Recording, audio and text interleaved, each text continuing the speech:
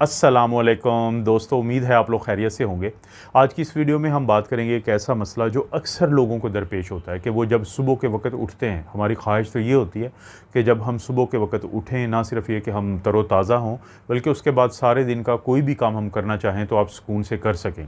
लेकिन बाज़ लोगों में एक मसला बनता है कि जैसे ही वो दिन का आगाज़ करते हैं तो उसके बाद उनको अपने पेट में एक अजीब सा दबाव, खिंचाव और भारीपन महसूस होता है और इसके साथ साथ पेट का अफारा या गैस भी महसूस होती है।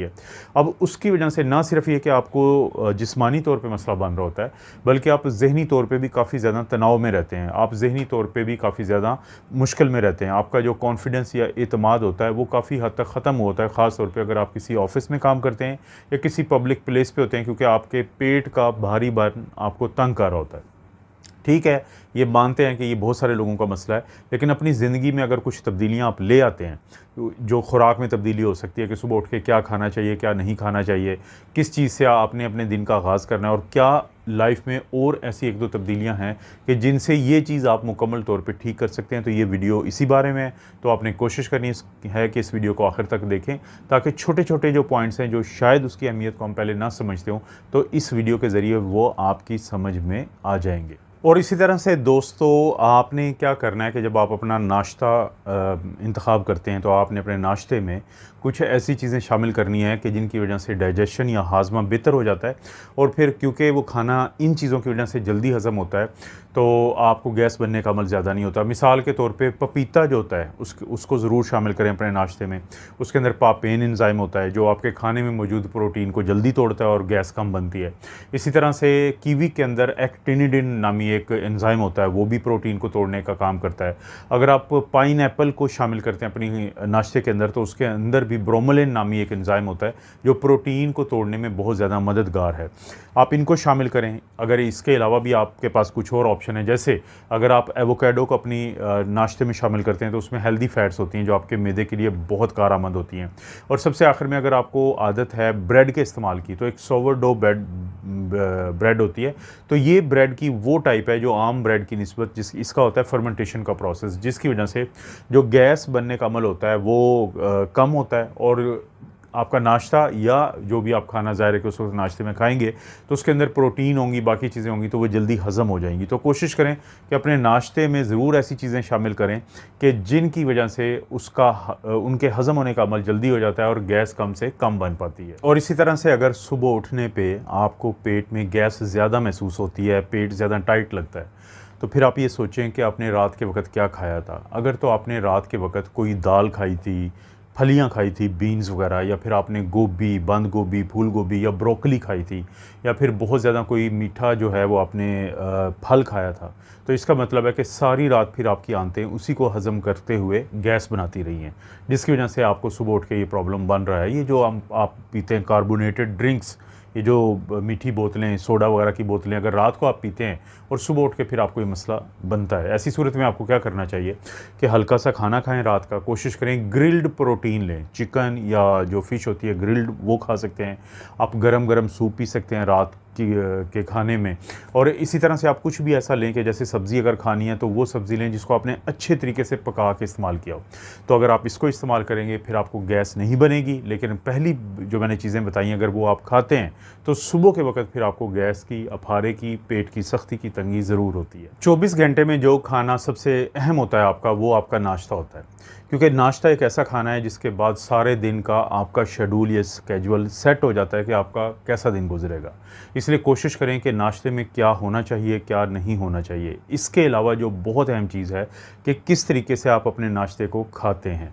दो ऑप्शन है आपके पास। एक तो यह है कि नाश्ता आपने सामने रखा और आप अपना मोबाइल खोल लें और जल्दी जल्दी नाश्ता कर लें। इससे नुकसान होता है बहुत ज़्यादा। एक तो जल्दी खाना खाने से आप खाना ज़्यादा खाते हैं, जल्दी खाना खाने से हवा आपके पेट में ज़्यादा जाती है, गैस ज़्यादा बनती है। और जल्दी खाना खा रहे हैं और आप मोबाइल की तरफ, टीवी की तरफ या किसी तरफ देख रहे हैं तो आपको खाना चबा के नहीं खाते। खाना खाने का असूल ये है, और ख़ास तौर पे यहाँ पे मैं नाश्ते की बात कर रहा हूँ, कि कोशिश करें कि हर लुकमे को कम से कम 20 से 30 दफ़ा चबा के ज़रूर खाएं। इससे आपको क्या फ़ायदे मिलते हैं कि जब आप 20 से 30 दफ़ा चबाते हैं तो आप आहिस्ता आहिस्ता ये काम कर रहे होते हैं, इसलिए गैस ज़्यादा अंदर नहीं जाती।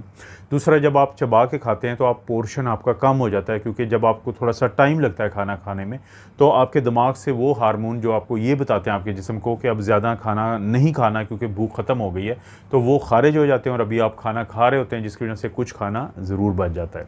इसके अलावा जब आप चबा के खाते हैं तो आप इतना ज़्यादा इसको पहले ही तोड़ देते हैं हिस्सों में कि आपके मैदे के ऊपर जो खाना जल्दी खाने से बड़ी हालत में जाता है और उसको ज़्यादा काम करना पड़ता है और उस दौरान गैस ज़्यादा बनती है, तो अब आप काफ़ी छोटे टुकड़ों में जब भेजते हैं तो एक तो डाइजेशन का अमल जल्दी हो जाता है, जिससे गैस कम बनेगी, फिर खाना ज़्यादा देर तक पड़ा नहीं रहेगा आपकी आंतों में और गैस कम बनेगी। तो अगर आप अपने खाने को नाश्ते को ख़ास तौर पे इंजॉय करके खाते हैं, मज़ा ले लेके खाते हैं, सुकून से खाते हैं, तो उससे क्या होगा कि आपको ये मसला कम होगा। और कोशिश करें दोस्तों कि अपने दिन का आगाज़ पानी का 1 गिलास पीने से करें। आप चाहें तो एक आम पानी का गिलास भी पी सकते हैं, लेकिन हम लोग ख़ास तौर पे कहते हैं, यानी मेडिकल कम्युनिटी के, कि कोशिश करें कि नीम गर्म पानी से अपने दिन का आगाज़ करें, क्योंकि नीम गर्म पानी आपके मैदे की जो दीवार होती है उस पे जाके एक लेयर टाइप बना देती है। इससे भी कहीं बेहतर होगा कि अगर आप थोड़ा सा लेमन वाटर, नींबू पानी का इस्तेमाल करें, क्योंकि उससे फिर मज़ीद इजाफ़ी फ़ायदे मिलते हैं पानी के अलावा भी, क्योंकि नींबू पानी जो है आपके जिस्म में सोडियम को जाके थोड़ा सा तब्दील करता है, जिससे स्टूल की मूवमेंट, जो रुका हुआ वहाँ पे मवाद होता है, तो वो हरकत में आता है, जिससे आपको जो गैस का मसला है, वहाँ पे रुकी हुई गैस जो है उससे निजात मिलती है। इसके साथ साथ बहुत दफ़ा हमने देखा है कि अगर आप पानी नहीं पीते दिन के आगाज़ में, क्योंकि आपको पता है कि या हम चाय पीते हैं या कॉफ़ी पीते हैं, तो वो भी हमारे जिस्म से पानी निकालती है, लेकिन दरअसल हमारी आंतों की जो दीवारें होती हैं वहाँ पे पानी इकट्ठा होना शुरू हो जाता है, जिससे वो जो पानी है वो एहसास दिलाता है कि जैसे हमारे पेट का अफारा हो गया है। लेकिन जब आप सुबह के आगाज़ में बाहर से पानी पीते हैं और अपने जिस्म में पानी की कमी नहीं होने देते, तो फिर इस तरह का मसला जन्म नहीं लेता। तो कोशिश करें नीम गर्म पानी 1 गिलास से, 1 गिलास पानी से या 1 गिलास नींबू पानी से अपने दिन का आगाज़ करें, तो ये मसला आपको कम से कम तंग करेगा। दोस्तों, ये तमाम चीज़ें करने के बावजूद भी अगर मसला रहे तो एक काम आप ज़रूर करें, वो ये करना है कि आप 10 मिनट की वॉक करें और उस वॉक के दौरान आप गहरे गहरे सांस भी लें। वॉक का ये फ़ायदा होता है कि वो गैस जो इन तमाम चीज़ों के करने के बावजूद आपको तंग कर रही है और वहाँ पे रुकी हुई है, तो ग्रेविटी या ज़मीन की खींच जो होती है, कशिश शकल जिसे कहते हैं, तो उसके दबाव के तहत नीचे की तरफ चलती है। आपकी आंतों की मूवमेंट बेहतर हो जाती है 10 मिनट की वॉक से। और जब आप गहरा सांस लेते हैं तो आपके जो हमारा सीना होता है, यानी फेफड़ों का एरिया होता है, और जो पेट का दरमियान में एक झिल्ली होती है जिसको डायफ्राम कहते हैं, तो वो गहरे सांस से नीचे की तरफ आती है, वो नीचे की तरफ आती है। और जब चलते हैं तो खाना या रुकी हुई गैस जब आगे की तरफ चलती है आंतों की हरकत से, तो उससे बहुत ज़्यादा चांसेस हैं इस बात के कि आपको फ़ायदा हो जाता है। इसीलिए इसको कहते हैं, फ़नी इसका वर्ड है कि ये 10 मिनट की एक फॉट वॉक होती है, कि जिसकी वजह से चांसेस बहुत ज़्यादा होते हैं कि आपकी गैस निकल जाएगी, और ये वो गैस होती है कि जो सारा दिन वरना आपको तंग करती है। गैस से निजात का एक और हल है कि आप कुछ हर्बल चाय होती हैं कि अगर आप उनको इस्तेमाल करते हैं तो उनके बारे में कहा जाता है कि उनका कार्मिनेटिव इफ़ेक्ट होता है। कार्मिनेटिव इफ़ेक्ट ये होता है कि कोई भी ऐसी चीज़ जो आपके आंतों का जो जकड़ाव है उसको कम करे और वहाँ पे रुकी हुई गैस से आपको निजात दिलाए।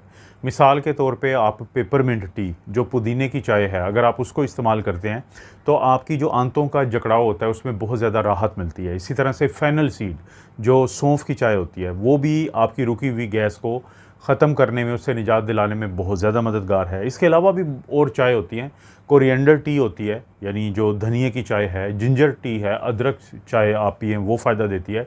फेनल सीड का मैं ज़िक्र कर चुका हूँ। और इसी तरह से आपके पास है टर्मेरिक टी, कि जो हल्दी की वाली चाय है वो आपको काफ़ी मदद देती है। एनीस टी होती है। तो ये वो तमाम चाय हैं। कैमोमाइल बहुत मशहूर है कि आपके जिस्म का स्ट्रेस भी कम करती है, पट्ठों का स्ट्रेस भी कम करती है, आंतों का स्ट्रेस भी कम करती है।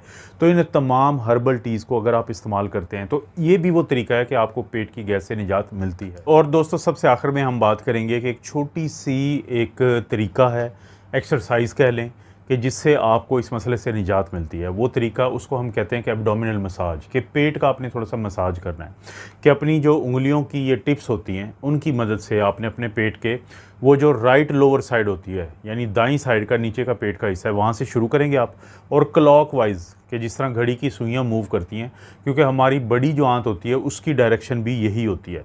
तो आप जेंटली, आप बहुत प्यार से आप थोड़ा सा दबा के आप इसको 2 से 3 मिनट के लिए इसको मसाज करेंगे इस एरिया को। इसके पीछे साइंस ये होती है, क्योंकि बड़ी आंत जो है उसकी भी यही डायरेक्शन या रुख होता है। तो जब आप ऐसा करते हैं तो इससे जो रुकी हुई गैस होती है आंतों के अंदर, तो वो चल पड़ती है। तो इसको भी ये मसाज करने से भी आपको फ़ायदा हो जाएगा। तो दोस्तों, ये वो तरीके हैं कि जिससे वो लोग जो गैस के हाथों परेशान होते हैं तो उनको काफ़ी मदद मिलती है। इसमें मैं पर्सनली आपको रिकमेंड करूँगा कि खाना खाने के बाद या दिन में किसी भी वक्त वॉक ज़रूर करें। पहला ये काम करें, और दूसरा उन खुराकों को पहचानें, उन खानों को पहचानें कि जो आप इस्तेमाल करते हैं ख़ास तौर पे रात के खाने में, तो उसके बाद आपको ये गैस का प्रॉब्लम ज़्यादा होता है। और ख़ुद आपने भी मुझे बताना है कमेंट सेक्शन में, अगर आप मुनासिब समझें कि आप कौन सा तरीका आज़माते हैं। ज़ाहिर है कि ये एक ऐसा इशू है जो किसी भी इंसान को किसी भी वक्त हो सकता है, ताकि लोगों के साथ जब आप शेयर करेंगे तो काफ़ी ज़्यादा फ़ायदा होता है।